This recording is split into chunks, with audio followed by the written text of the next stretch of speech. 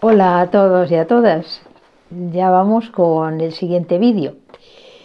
Y cuando quería contaros que cuando empecé a hacer este canal con el nombre de Ciencia y Espiritualidad, integrando opuestos, lo primero que hice fue mirar en la red qué había sobre el tema. Y me encontré que había muchas cosas. Había varios canales con varias entradas al respecto. La mayoría hablaban de espiritualidad y física cuántica. Incluso también había un libro publicado con este título. Entonces me dije a mí misma, ¿pero vas a lanzar otro canal con este título?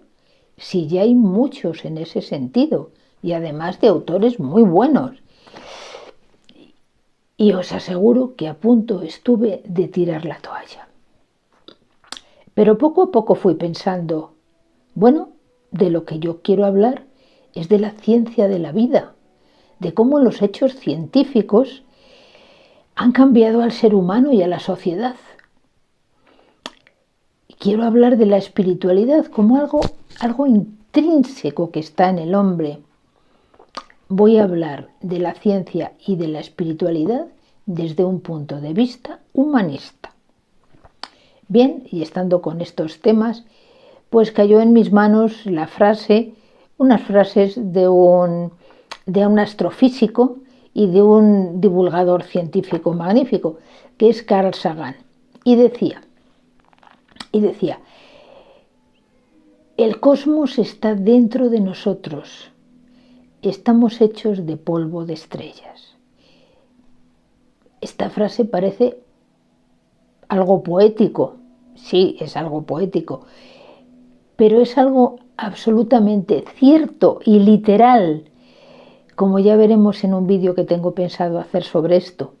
Y sigue diciendo Carl Sagan, somos una forma en que el universo se contempla a sí mismo. Esto también es cierto y real, aunque parece una frase sacada de un poema místico. Pues sí, somos una especie que somos conscientes de nosotros mismos y somos conscientes de la dimensión de lo que nos rodea. Y al serlo descubrimos ese hay algo más grande que yo. También tengo pensado hacer un vídeo sobre esto, pero explicándolo desde el enfoque de la Cábala, que es la filosofía y el sistema que mejor lo explica. Bien, así que los grandes investigadores actuales pueden expresarse como poetas o místicos, porque en realidad la ciencia más puntera, se puede describir como poemas o como mística, porque están muy, muy cerca. Y esto es una de las cosas que yo quiero explicar. Pero no siempre ha sido así, porque en la historia del hombre ha habido muchas fases. Y en el principio, cuando se desarrolló la ciencia, allá por el siglo XVI, no estoy equivocada, ¿eh? La ciencia no es algo que sea intrínseco a la sociedad humana. La ciencia apareció en el siglo XVI, coincidiendo con el Renacimiento, cuando el hombre se hace el centro de todas las cosas. Y en esta época, lo real y lo tangible era la verdad absoluta. O sea, las cosas se tenían que tocar, que medir y que comprobar. Y esa era la verdad. No había más disquisiciones. La revolución científica hizo un cambio muy profundo en la sociedad humana y también hizo un cambio muy profundo de cómo el hombre se relaciona con la naturaleza, que hasta entonces no había sido así. De hecho, Francis Bacon, un filósofo muy famoso y un científico muy bueno, que fue el que enunció los principios del método científico, el método científico que se utiliza en la actualidad en todos los laboratorios. Pues bien, tiene una frase para referirse a la naturaleza que os voy a leer. y dice, hay que dominar y torturar a la naturaleza hasta arrancarle sus más íntimos secretos. Bueno, esta frase que ahora mismo nos haría estremecer a cualquiera, era fruto de que el hombre estaba completamente separado de la naturaleza. Aquí estaba el hombre y aquí estaba la naturaleza. Eran dos cosas separadas.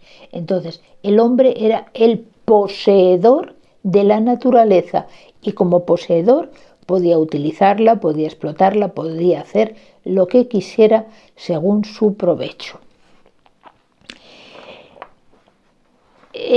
Quizá me hace reír, no lo puedo evitar. Quizá el secreto final que le vayamos a arrancar a la naturaleza sea el secreto de que todos somos uno con ella y que el día que la naturaleza se extinga, pues nos extinguiremos nosotros también. No deja de ser una paradoja. Bueno, continuamos con la historia científica. En el siglo XX, a principios del siglo XX, apareció en la ciencia empezó a estudiar lo muy pequeño, muy pequeño. Y con ello apareció la física cuántica, algo completamente rompedor de la ciencia al uso, porque la física cuántica derriba muchísimos paradigmas científicos.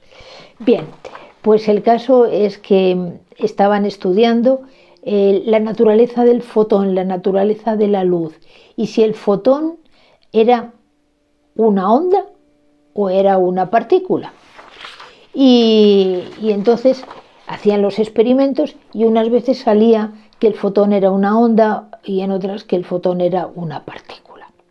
Pues bien, idearon una solución para ver qué es lo que pasaba, que unas veces tenían una respuesta y otra en otra. Entonces idearon poner una cámara para que observara y grabara lo que pasaba mientras estaban haciendo el experimento.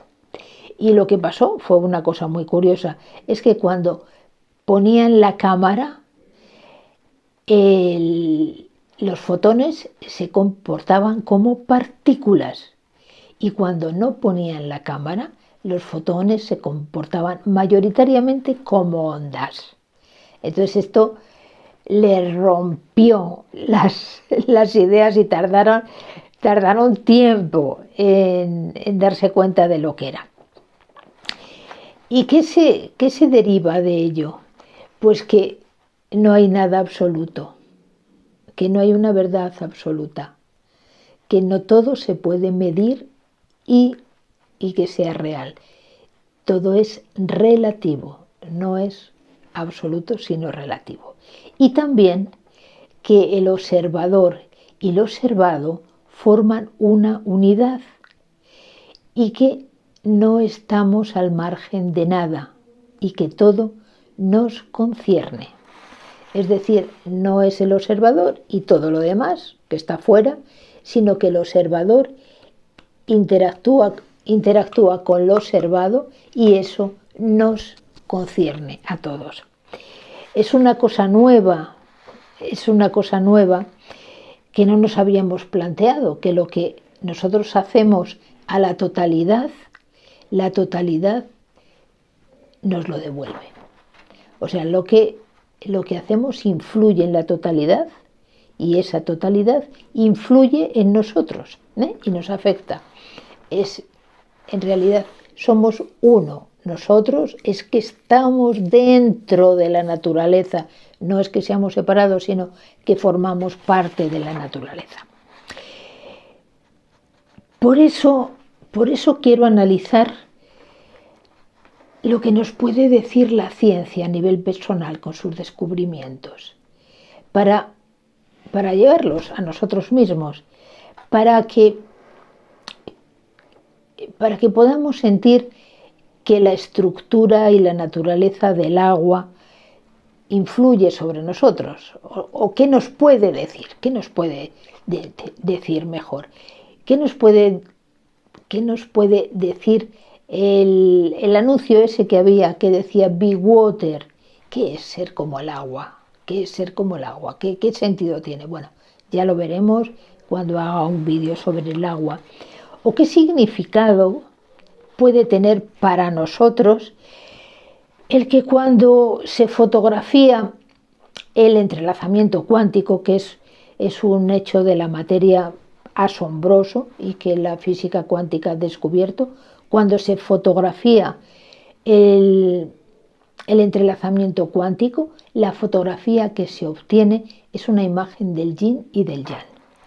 Fijaros que el entrelazamiento cuántico es una de las cosas más curiosas del comportamiento de la materia que ha descubierto la física cuántica hace poco y que es súper reciente el que se haya podido fotografiar y que la fotografía nos haya dado la imagen de un símbolo que apareció en China hace 2600 años. ¿Qué nos quiere decir? Ya hablaremos de eso porque el hecho me encanta, me encanta. Y este es el nivel que le quiero dar al canal, que los hechos científicos tienen sentido para nosotros, que se pueden comprender, que se pueden sentir y sentirlos y emocionarnos ante lo perfectas que son las cosas, lo asombroso que es todo, lo bello. Porque solamente lo que nos emociona se nos queda grabado en la memoria, se nos queda grabado en la conciencia. Las cosas que se entienden con la cabeza, con la mente, llega un momento en que se olvidan, pero lo que nos ha causado una emoción, eso permanece. Entonces ese es el sentido que tiene el canal. Y como hay tantas cosas diversas y tantas cosas que vamos a ir desgranando semana tras semana, pues he abierto varias secciones para que no nos perdamos en el bosque de los vídeos que voy a subir. Y hay temas que desarrollaré y lo he clasificado en temas como bioquímica y metabolismo, genética y epigenética, evolución biológica, evolución social y tecnológica. ¿A dónde vamos con la evolución de la tecnología? Es muy interesante. El hombre en busca de sentido, el taoísmo referido a la biología, el taoísmo referido a la física cuántica, el hinduismo, la cábala, etc. Y para esto iré subiendo un vídeo los miércoles por la tarde, para que, si os interesa, que estéis atentos.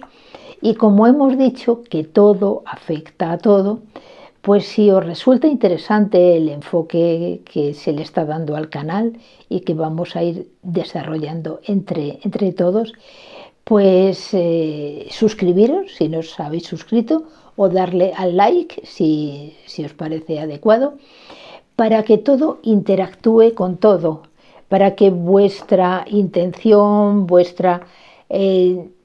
vuestro gusto haga que el canal se mueva y pueda llegar a más gente. Muy bien, os agradezco vuestra atención y nos vemos en el siguiente.